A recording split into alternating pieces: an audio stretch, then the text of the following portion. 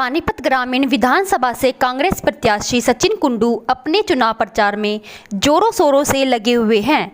शुक्रवार को सचिन कुंडू ने विकासनगर, बाबरपुर मंडी, जीतगढ़, रामनगर, गांव जाटल, खलीला, दीवाना, पानीपत अनाज मंडी सहित दर्जन भर से अधिक जनसभाएं की। कुंडू को जनसभाओं में लोगों का भारी समर्थन मिल रहा है। जनसभा को संबोधित करते हुए कुंडू ने भारतीय जनता पार्टी के प्रत्याशी महिपाल ढांडा पर हमला बोला। कुंडू ने कहा कि मंत्री ने 10 सालों में ग्रामीण हलके में किसी प्रकार का विकास कार्य नहीं करवाया, उन्होंने केवल अपना ही विकास किया। उन्होंने कहा कि ग्रामीण हलके की कॉलोनियों की हालत बहुत ही खराब है, जिस कारण लोग नारकीय जीवन जीने को मजबूर हैं। उन्होंने लोगों से अपील की है कि इस नरक भरी जिंदगी से बाहर निकलना है तो कांग्रेस की सरकार बनाओ। देखो, 5 अक्टूबर को हरियाणा विधानसभा के चुनाव होने जा रहे हैं और आपने देखा पिछले 10 साल से निगम में भी भाजपा की सरकार, एमएलए भी भाजपा की, एमपी भी भाजपा के, मतलब प्रदेश की सरकार भी, केंद्र सरकार नीचे से ऊपर तक सारी सरकार बीजेपी की रही।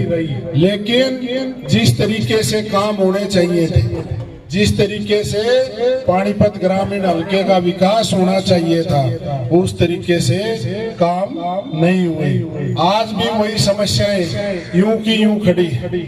आप देखो कि कॉलोनियों में तो मैं जा रहा हूँ तो बिजली की, पानी की, गलियों की, नालियों की जो एक बेसिक आदमी की मूलभूत सुविधाएं होनी चाहिए, वो भी आज तक लोगों को नहीं मिली। और प्रॉपर्टी आईडी, फैमिली आईडी, ऐसी ये बीमारी चिपका दी 10 साल कि घर में से एक व्यक्ति तो सारा दिन सेक्रेटरीट में ही खड़ा रहा अपने कागज ठीक कराने के लिए।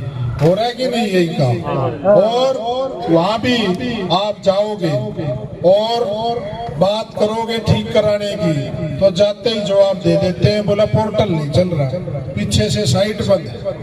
और उनकी जेब में कुछ डाल दे तो वो पोर्टल भी चल पड़े हैं साथ की साथ। कहने का मतलब, आप तहसील में चले जाओ, बिना रिश्वत दिए रजिस्ट्री नहीं होती। बिजली पावर हाउस में चले जाओ, बिना रिश्वत दिए काम नहीं होता। और ये मीटर अब तो ऐसे लगा दिए, पहले से कई गुना ज्यादा बिजली का बिल आता है।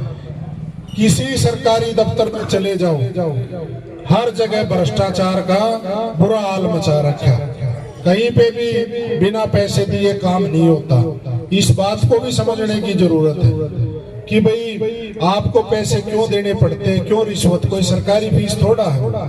वो कारण है कि जो आपने विधायक चुन के भेज रखे, जो मंत्री बने बैठे, ये अधिकारी हर महीने उनके घर पे चढ़ावा चढ़ा के आते हैं। तो उनको बोलने की, फिर उनकी वो पैसे में जो आदमी वो हो गया तो उसका फिर के हिम्मत रहती है काम करने की, और वो गरीब आदमी की जेबों से वो पैसा लूटा जा रहा है।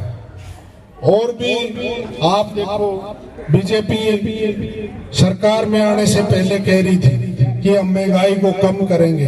आज महंगाई देखो किस स्तर पे पहुंच गई। आटे का भाव, दाल का, चीनी का, सब्जियों का, प्याज का, टमाटर का, भाई सरसों के तेल का, गैस का सिलेंडर देख लो।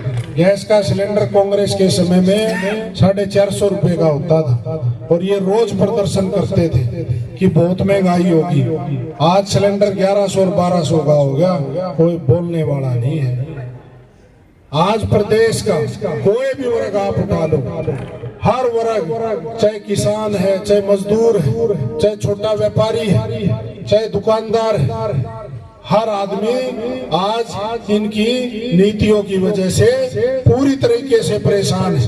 महंगाई बढ़ती जा रही है, आदमी की आमदनी वही खड़ी है और खर्चा बढ़ता जा रहा है। इसलिए 10 साल में कोई वर्ग ऐसा नहीं जिसको इन्होंने परेशान ना किया हो और जिसका इन्होंने अपमान ना किया हो। इसलिए आज पूरे प्रदेश में 36 बिरादरी ने एक होके ये मन बना लिया है, ये फैसला कर लिया है कि आने वाली 5 तारीख को हम बदलाव करेंगे और एक वोट कांग्रेस पार्टी को देके कांग्रेस की सरकार बनाएंगे।